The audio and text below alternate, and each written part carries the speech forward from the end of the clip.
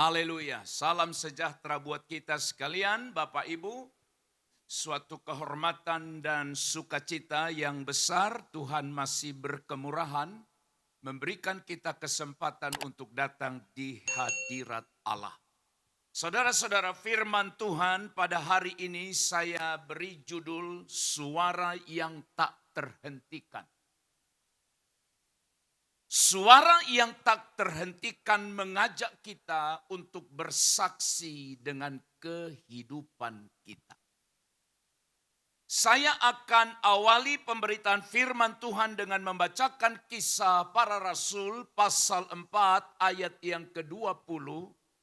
Demikianlah bunyi firman Tuhan.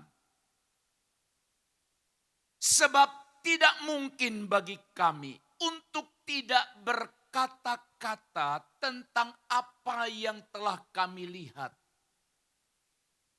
dan yang telah kami dengar.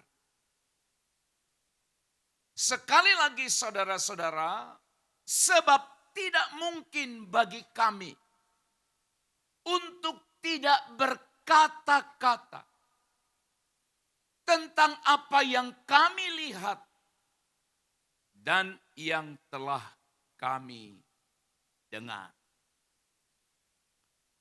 Haleluya. Hari ini kita bersama-sama mempelajari atau merenungkan bahwa kita harus selalu mewartakan, menyaksikan apa yang kita alami, apa yang kita lihat, apa yang kita dengar dalam hubungannya dengan Tuhan. Saudara-saudara sekalian, bersaksi dengan kehidupan memiliki pengertian yang pertama bahwa tindakan dan perilaku kita adalah cara untuk kita bersaksi. Sekali lagi, tindakan dan perilaku kita adalah cara kita untuk bersaksi.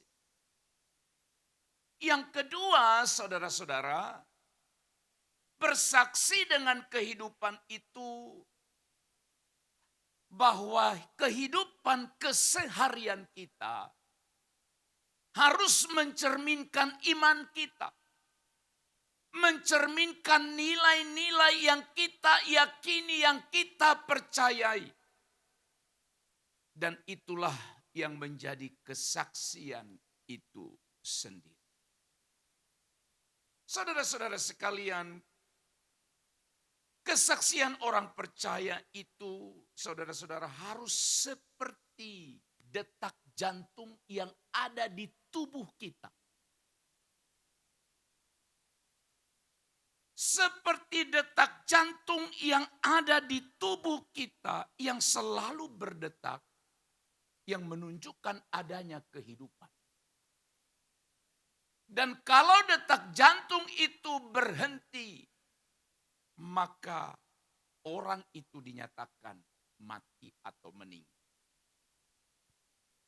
Berarti saudara-saudara, sebagai orang percaya kita pun harus menjadi saksi hidup akan kasih Kristus tanpa henti. Sebab setiap orang Kristen, orang percaya dipanggil untuk menjadi saksi Kristus. Bukan sekedar penonton yang pasif. Oke, saudara. Kita harus aktif, proaktif, bukan pasif. Saudara dan saya memiliki satu predikat yang sangat hebat, yang sangat luar biasa, yaitu saksi Kristus. Tahukah saudara-saudara bahwa seorang saksi Kristus itu disebut sebagai duta. Duta Allah, artinya duta adalah perwakilan Allah. Atau orang yang diberi wewenang untuk membagikan kabar baik tentang keselamatan dan berbagai pengalaman pribadi kita dengan Allah. Kesaksian yang baik atau yang efektif itu meliputi atau melibatkan seluruh tindakan kita. Di mana kita membagi pengalaman iman, mengajak orang lain untuk menerima Kristus sebagai Tuhan dan Juru Selamatnya.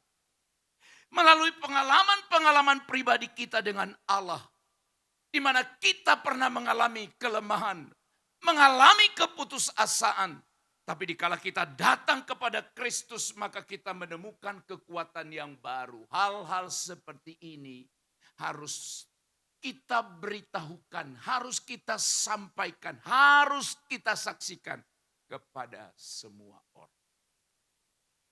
Pertanyaan pertama adalah, bagaimana kita dapat memahami lebih dalam tentang panggilan kita sebagai saksi Kristus? Sekali lagi saudara adalah murid Kristus. Kita adalah murid Kristus. Berarti kita harus menyaksikan, memberitakan apa yang kita alami, apa yang kita rasakan, apa yang kita lihat, apa yang kita dengar tentang Kristus. Kemudian apa saja hal yang sangat penting? Atau apa saja aspek penting dari kesaksian yang baik itu. Yang pertama saudara-saudara, kesaksian adalah buah dari hubungan pribadi kita dengan Kristus. Sekali lagi kesaksian yang hendak kita saksikan atau seseorang akan bersaksi. Dan kesaksiannya itu adalah buah hasil hubungan pribadi kita dengan Kristus. Kalau kita menyaksikan sesuatu yang kita tidak pernah rasakan, tidak pernah alami, tidak pernah kita lihat, tidak pernah kita dengar, maka kesaksian itu akan lemah. Kesaksian yang baik itu berasal dari pengalaman pribadi dengan Kristus. Dan itulah yang akan memampukan kita untuk membagikan kasih-Nya kepada orang lain. 1 Yohanes pasal 1 ayat 3 berkata, apa yang telah kami lihat dan yang telah kami dengar itu, kami beritakan kepada kamu juga, supaya kamu pun mempunyai persekutuan dengan kami.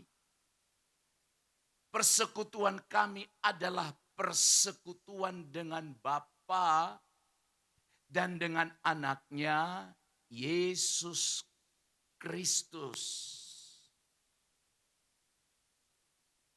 Ayat ini menekankan kepada kita, orang yang mengalami atau yang memiliki hubungan pribadi yang baik dengan Tuhan tidak akan pernah diam, tidak akan pernah berhenti untuk tidak bersaksi.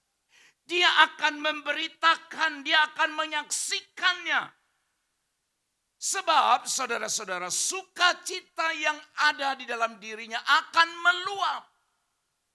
Dan itulah yang harus diberitakan kepada orang-orang lain. Saudara-saudara, oleh sebab itu bagaimana supaya kita memiliki kesaksian, yaitu sebagai buah dari hubungan pribadi kita dengan Tuhan. Perdalam hubungan pribadimu dengan Allah. Perdalam hubungan pribadi saudara dengan Kristus. Lewat apa? Doa, pembacaan firman, persekutuan seperti ini antara sesama orang percaya. Jadi saudara-saudara, itulah kesaksian. Memang orang tidak akan bisa bersaksi kalau dia tidak punya persekutuan yang baik dengan Allah. Tidak ada yang mendorong dia, tidak ada yang menggerakkan dia. Jadi saudara-saudara, yang pertama adalah bahwa kesaksian itu adalah buah, adalah hasil dari persekutuan pribadi kita dengan Tuhan. Yang kedua,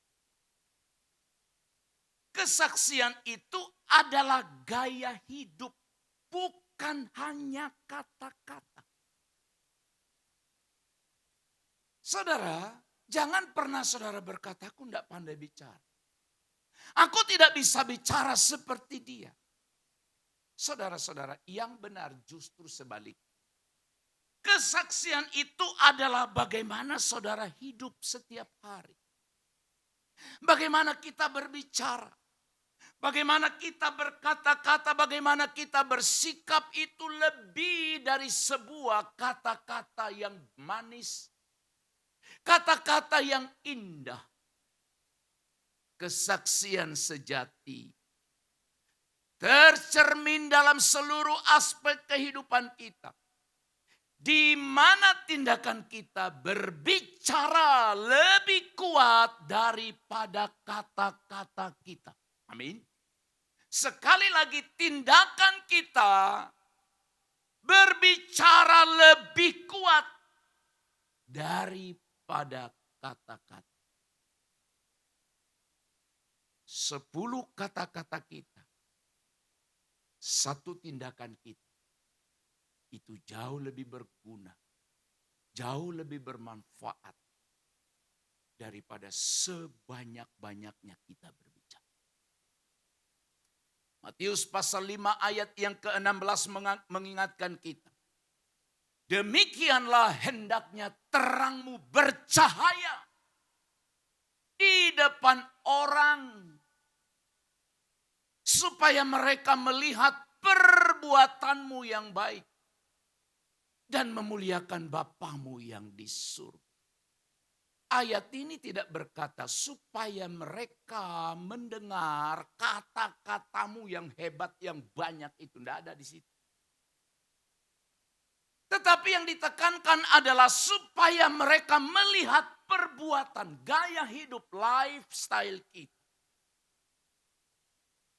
Seringkali kesaksian kita ditolak orang atau hidup kita menjadi celaan bagi orang. Bukan karena apa yang kita katakan, tetapi apa yang mereka lihat dari hidup kita. Saudaraku sekalian, saya teringat sebuah cerita di mana ada seorang kakek yang sudah tua mengajak cucunya untuk pergi pelayanan, untuk pergi bersaksi. Cucunya ini dengan senang mengikuti si kakek. Berangkat pagi sampai pulang sore. Saudara-saudara, apa yang terjadi setelah mereka sampai di rumah? Sang cucu bilang, "Kek, kita sepanjang hari nggak ada ngomong sama siapapun. Dan kita udah pulang di rumah. Mana ada kita pernah bicara dengan siapapun. Padahal kakek bilang kita mau bersaksi. Kita mau memberitakan kemurahan Tuhan pada orang. Kita tidak bicara, kakek tidak ada bicara sepatah kata pun dengan orang-orang yang kita temui." Si kakek menjawab, "Ya, cucuku yang baik, memang kita tidak bicara. Tetapi kalau kamu perhatikan, setiap kali kita melintas dan melewati orang, kita berjumpa dengan orang, kakek selalu menunjukkan rasa simpati kepada mereka dengan senyuman yang baik, senyuman yang manis, lambaian tangan yang baik." Nah, cerita ini mengisahkan memang bukan hanya karena kata-kata.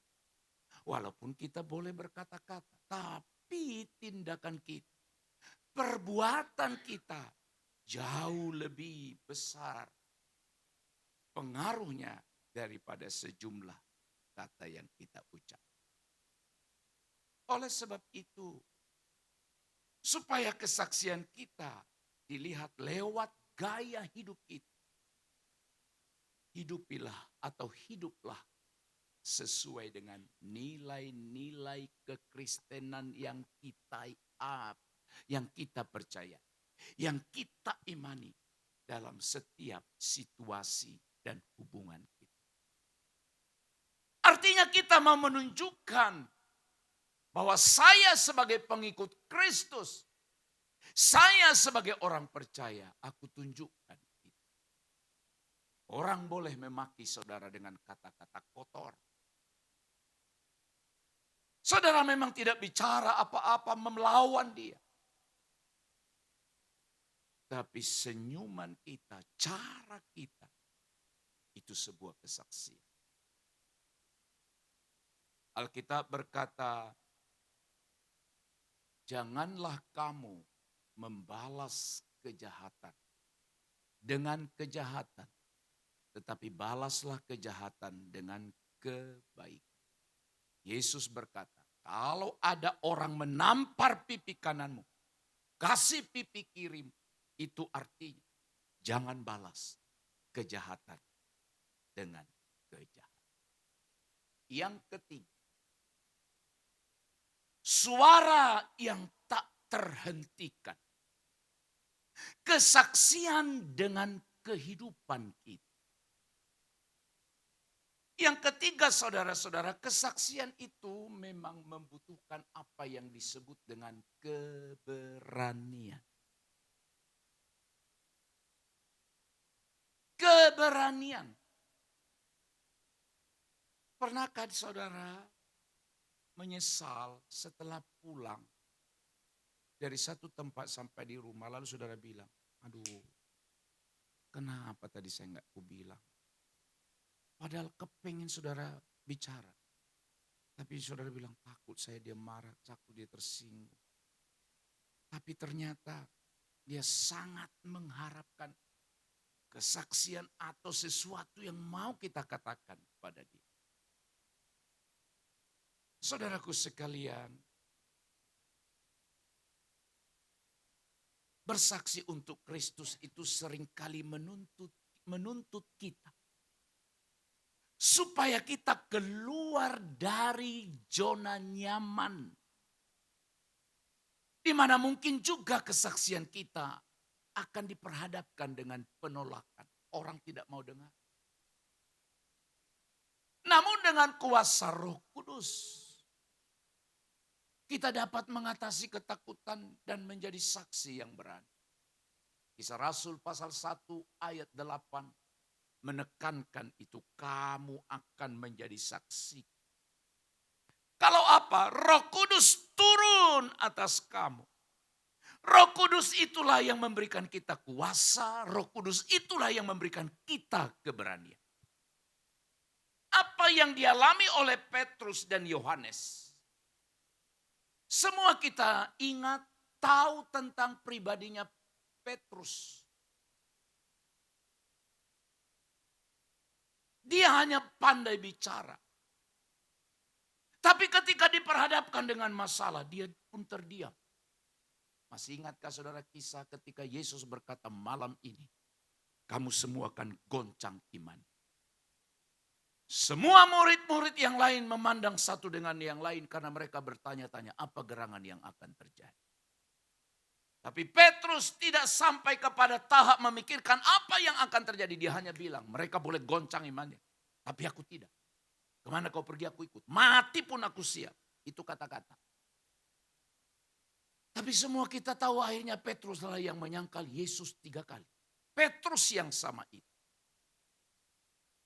Tetapi Petrus yang sama ini juga ketika dia dipenuhi dengan Roh Kudus.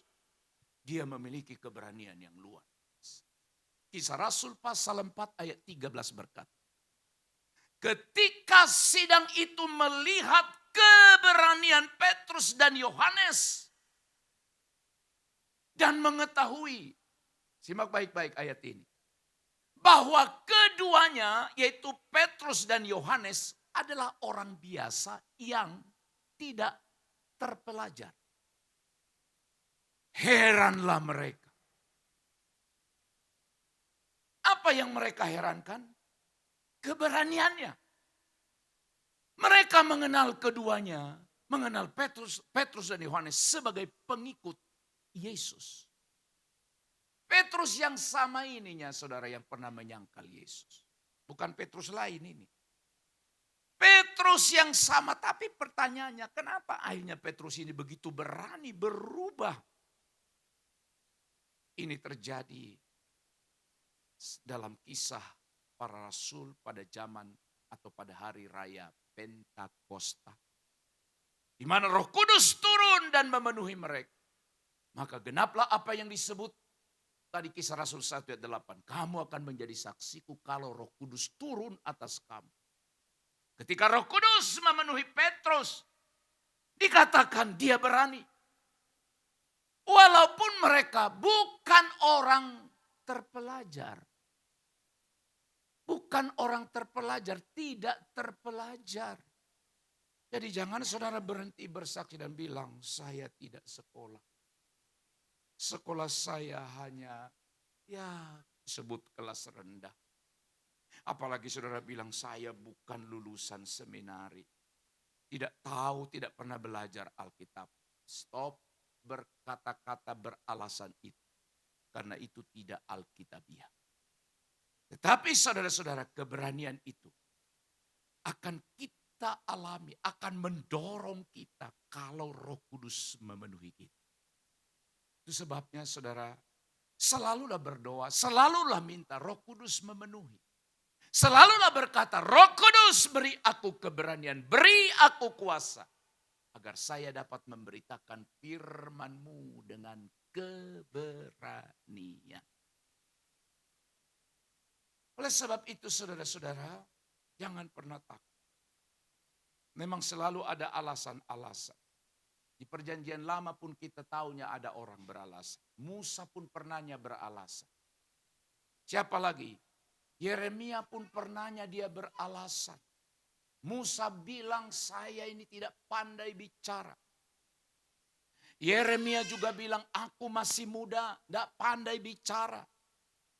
Tapi alasan kita tidak pernah ditolerir. Alasan kita tidak pernah diterima oleh Tuhan. Karena ketika Allah memberikan kita tugas apapun, Allah tahu bahwa kita sanggup untuk itu. Allah tidak pernah memberikan sesuatu tugas kepada orang lain kalau dia tidak sanggup melakukannya. Karena justru Allah tahulah saudara dan saya bisa, makanya dia menyuruh kita. Saudara-saudara, bagikanlah kesaksian pribadimu. Bagikan kesaksian pribadimu. Atau terlibatlah saudara dalam pelayanan dimanapun saudara berkesempatan. Termasuk dalam pelayanan gereja. Engkau harus bersaksi. Jangan diam-diam saja. Jangan puas-puas saja dan berkata yang penting aku terdaftar sebagai orang Kristen di sebuah gereja. Dan saya percaya Yesus. Tugas kita tidak hanya sampai di situ. Tapi ada tugas yang lain. Bahwa apa yang kita alami, apa yang kita rasakan, harus kita perkatakan, harus kita suarakan. Alasan apapun saudara, mau saudara buat alasan untuk tidak bersaksi, Allah tidak pernah setuju dengan alasan. Bacalah orang-orang dalam perjanjian lama dan perjanjian baru yang beralasan itu. Allah tidak pernah berkata kepada mereka, maaf. Oh, atau Tuhan berkata, oh ya, saya pikir tadinya kamu mampu, ternyata kamu tidak mampu. Oke lah, tidak apa-apa. Saya alihkan tugas ini kepada yang lain. Tak ada alasan itu pernah diterima oleh Tuhan. Musa dibantah oleh Tuhan dan berkata, siapa yang menciptakan mulut? Musa terdiam. Karena dia tahu yang menciptakan mulut adalah Allah. Kalau Allah yang menciptakan mulut kita, berarti dia yang menaruh kata-kata dalam mulut kita untuk diperkatakan. Haleluya. Mulai bersaksi. Tunjukkan. Haleluya. Yang keempat. Suara yang tak terhentikan itu atau kesaksian dengan kehidupan kita. Ingat baik. Kesaksian kita adalah tanggung jawab bersama. Dengan kata lain kesaksian bukan hanya tugas orang tertentu. Ini ada sedikit hubungannya dengan poin yang ketiga. Sebab setiap orang Kristen itu, orang percaya itu memiliki peran dalam memberitakan Injil. Itulah sebabnya Allah memberikan kita karunia-karunia unik yang berbeda satu dengan yang lain. Allah tidak memberikan manusia karunia yang sama, tidak. Karunia kita berbeda. Maka perbedaan itu bukan untuk diperdebatkan dan dipertentangkan. Justru perbedaan itulah yang akan saling melengkapi satu dengan yang lain. Itu hebatnya. Maka saudara, mungkin saja ada sesuatu yang ada pada diri saudara yang orang lain tidak bisa lakukan. Tetapi itu dibutuhkan dalam pekerjaan Tuhan, dibutuhkan dalam pelayanan. Maka pelayanan itu tidak mencapai sasarannya karena tidak ada orang yang bisa melakukannya. Tapi engkau bisa. Andai kata engkau bisa yang punya karunia itu mau melakukannya, hasilnya akan lebih baik. Sadari, setiap kita diberikan Tuhan karunia yang berbeda. Kenapa Tuhan karuniakan karunia yang berbeda itu? Ya tentu saja karena Allah tahu kelemahan kita. Allah tahu kekuatan kita. Dan semua itu saudara-saudaraku sekalian diberikan oleh Tuhan agar kita masing-masing sebagai bagian dari tubuh Kristus saling berkontribusi, saling berbagi, saling berperan pada misi Tuhan.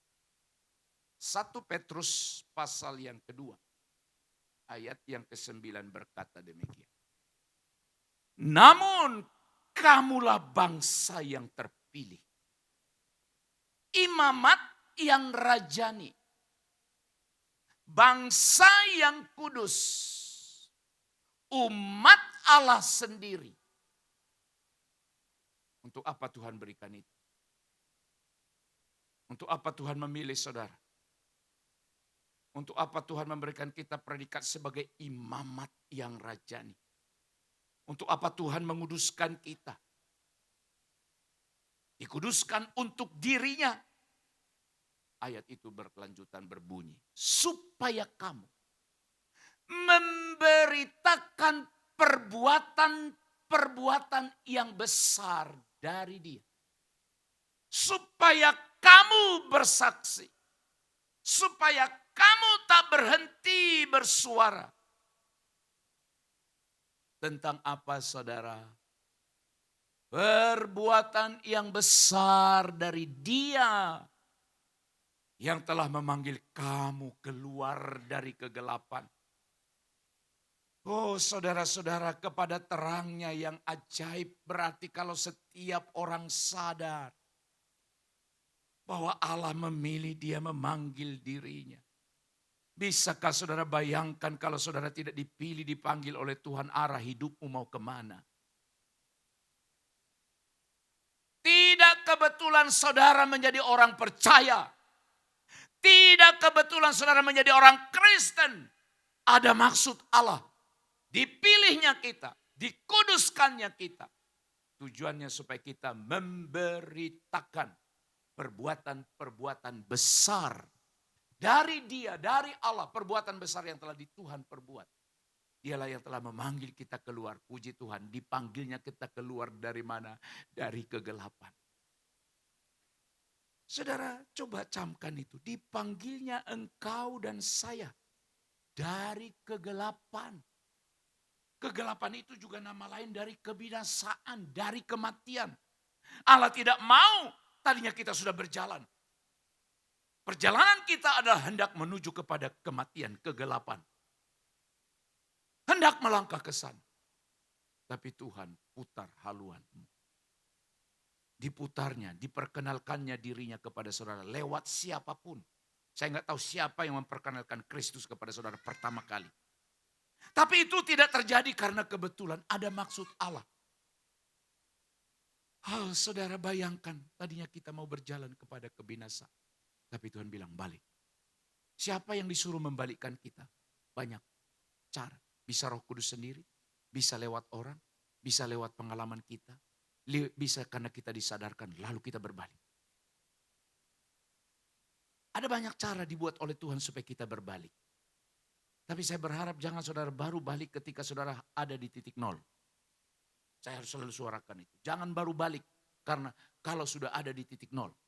Maksudnya apa? Kalau sudah nggak bisa berbuat apa-apa lagi.